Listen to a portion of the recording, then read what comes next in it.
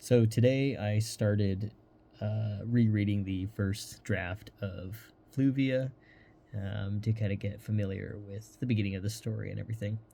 Um, I'm actually playing Slay the Princess right now, and it's just kind of speaking to me in some narrative ways. Very good game. If you haven't heard of it, awesome. I feel like a lot of people have played it by now, or at least have heard about it. Um, Very interesting premise. I won't really say much other than it's a unexpected visual novel. It's quite compelling. Anyway, so I started working on some Fluvia today, doing the initial reread.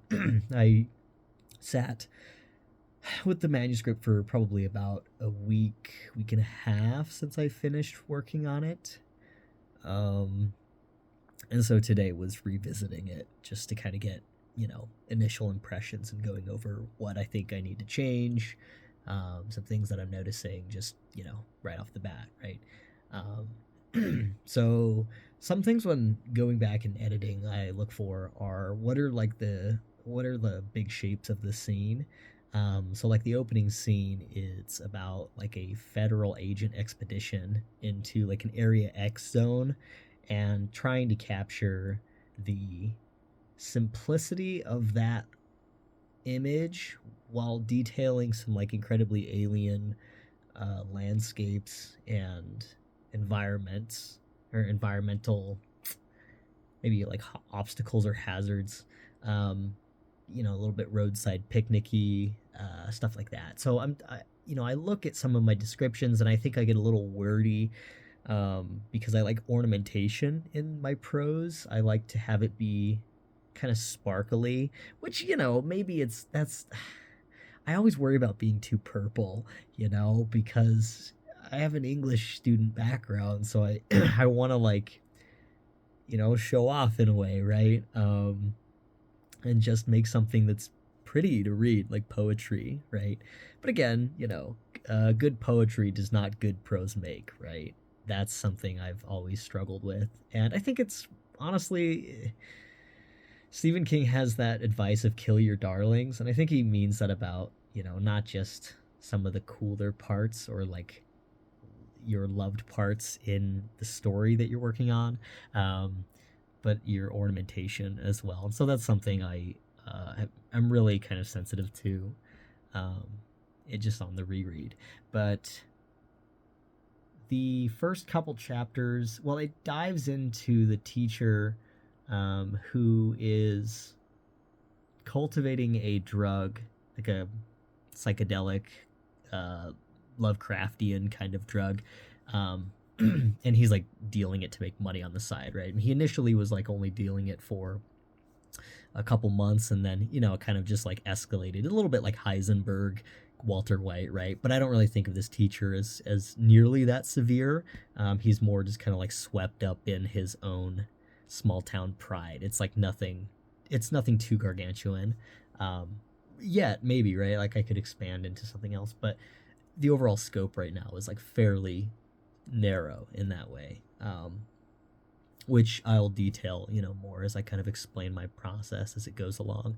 But like what I want the story to kind of like feel like near the end is kind of hard to say. Oh, I want the story to be about this because I don't really feel like I have that much control over it. I feel like I just kind of have to pour the clay on the wheel, put the clay on the wheel, and then whatever spins out, you just have to work with whatever shape comes out.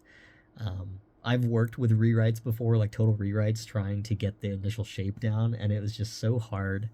My last uh, manuscript I worked on was like three different complete rewrites, and it was hundreds of thousands of words. It was just like so much just like effort and concentration to build it, right? But I kept fucking up, so I had to restart.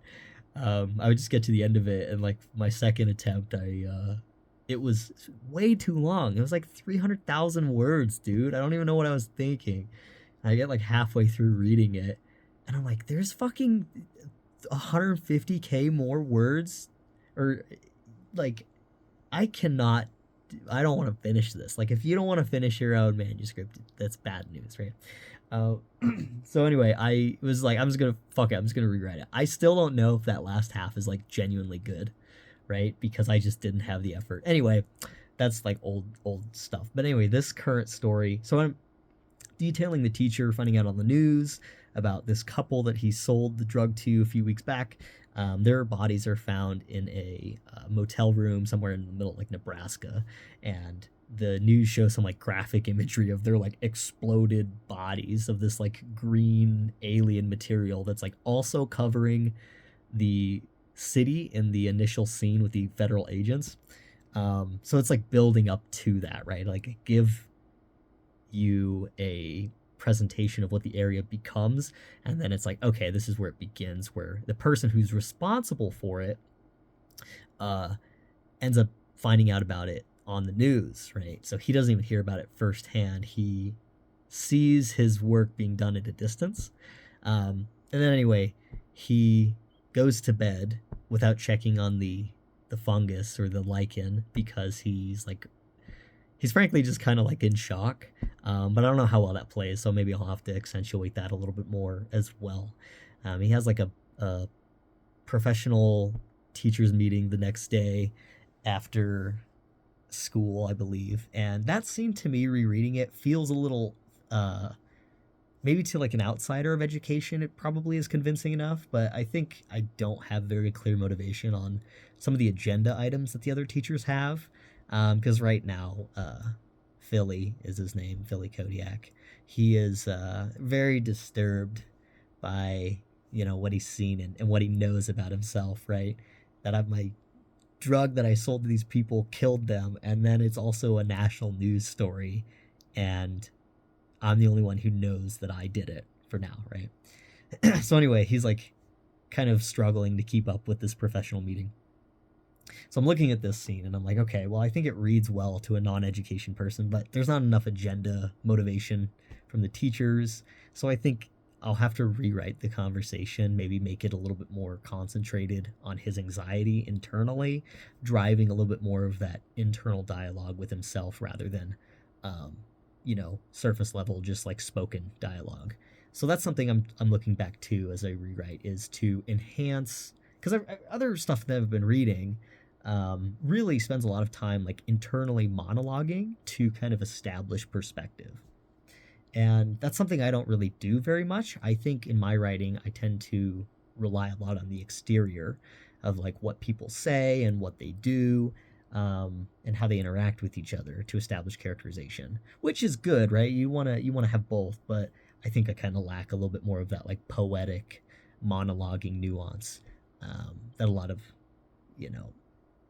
kind of just like dense, finely written lit is doing and is all about. I think that made sense. Sometimes I'll ramble and I'll say things in a really chaotic way. I write similarly, and I don't know. I feel like I struggle to love that part of me because sometimes I feel I'm incoherent. It's maybe I just speak in riddles, I guess. No, I just kind of ramble and I'm very feelings oriented, I think, when I talk. Anyway, okay. So those two scenes, and then there's a scene later, and these are all in first person, right? Except the first scene, the government agency, and that's in third person. I think it's omniscient third person. It's like completely. Yeah, completely what's happening. Anyway, the next part, and all the chapter names are just going to be like the characters' names or like what their titles are. So initially, when you don't know Philly Kodiak's name, I just have teacher as the chapter name. And so I'm just going to do that because I like just immediately knowing whose perspective I'm going to be in. And they're all in first person. So that's something that I really want to make sure each perspective is different enough that you can almost tell who it is without needing their name, right? But the name is there because, like, obviously I just want to get people into it immediately, right? And it makes my life a little easier too if I can telegraph very plainly who I'm writing for. Anyway, the next part is about a neighbor who is just down the street from Philly's house, and she's watching the cops come to his house, and the federal agents are there. And this to me feels very quick. So potentially I'll kind of like space that out, and I don't know, because the pacing is just like it kind of lights a fire and it just goes, right? So I think maybe other folks would want some space before the federal agents or people show up. And I don't really know how they find him yet. That's something I haven't established. So it's like, what's the what's the process look like? How did they find out? So yeah, or maybe I write about it later. But anyway, something just to think on. And these videos are gonna be nice too, potentially, because I can just defer to them, refer to them. Maybe I think it'd be refer. It'd be I'd refer to them, refer to these videos for maybe like my thoughts. So I'll try to be as transparent, I guess, as I can. Although there are some things I'm not going to be super explicit about because, like, if I get the book in working shape and it's good, and then someone wants to publish it, then you could buy and read it, And then if it's not good enough to be published, then you can just ask me and I'll just give you a copy. I'll just like email you a Google Doc or something. Anyway, I'm aiming for the stars. Whatever. So this chapter is about the neighbor. Her name is just Heather. I don't know if she says her last name. Something to think about. She's like meeting a new grad student who's moving in next door to rent a place, and they have a decent encounter. And then when the grad student, her name's Ronnie, when she is asking the neighbor, Heather, like what she does, Heather like kind of explains, and then Ronnie, apparently from Heather's perspective, because it's all Heather's point of view, Ronnie's very visibly like bored out of her mind, and then Heather kind of snaps, and they have like a faux pas, and Ronnie's like, okay, I gotta go, and like returns her U-Haul, and Heather's just like, yeah, it's fucking, the world's gonna eat her alive here. And I don't think I read past that. It's only like a few pages. Just because like I was going back and I'm like tinkering with language and stuff. I'm cutting certain things. I'm like beefing things out, clarifying. I don't feel like my similes are very strong, especially the first go around. So I feel like tinkering with them or just overall cutting them is for the best. Yeah, I don't feel like my analogous language usage is very sharp. I just like read some people's writing and I'm like, wow, they have such a way with analogies. I really like Ursula Le Guin's analogy work. I don't remember specifically what, but like her, or like Aldous Huxley. There was the book We I read recently, like last year. Oh God, what's his name? Oh God. Oh, what was his name? Who wrote it? It's a Russian novel that like preceded Brave New World in 1984. It's kind of like an archetypical or a prototypical novel for dystopian fiction. Anyway, God, I can't remember his name. Anyway, it's this Russian guy. Very good book. Anyway, his language is really good. It related to math. His like metaphors and analogies related to math because the main character was a mathematician or an engineer. So it's kind of cool to see like how other writers use language and that sort of thing. But anyway, this video is getting kind of long. This has been the first real official, unofficial, I guess, reading of my manuscript, and just sharing some of my thoughts about what I'm liking, what I'm not liking, what I'm going to change, just little noticings, and kind of just like a clear window into the process, because I feel like we really, I don't know, I feel like we hide a lot as writers, or just as artists in general. We like hide our process because it's messy. I don't like pooping my pants in front of people, but in a way it kind of gives me a little bit more courage to just be myself and I guess I poop my pants a lot when I'm myself. So I guess you'll get to see lots of that. And thanks for listening this whole time. If you made it to the end, you're like probably someone who knows me in real life, and I know who you are. So thank you. And yeah, I will watch out for you in the next one. No, you'll watch out for me. Okay, that's how we're going to end that.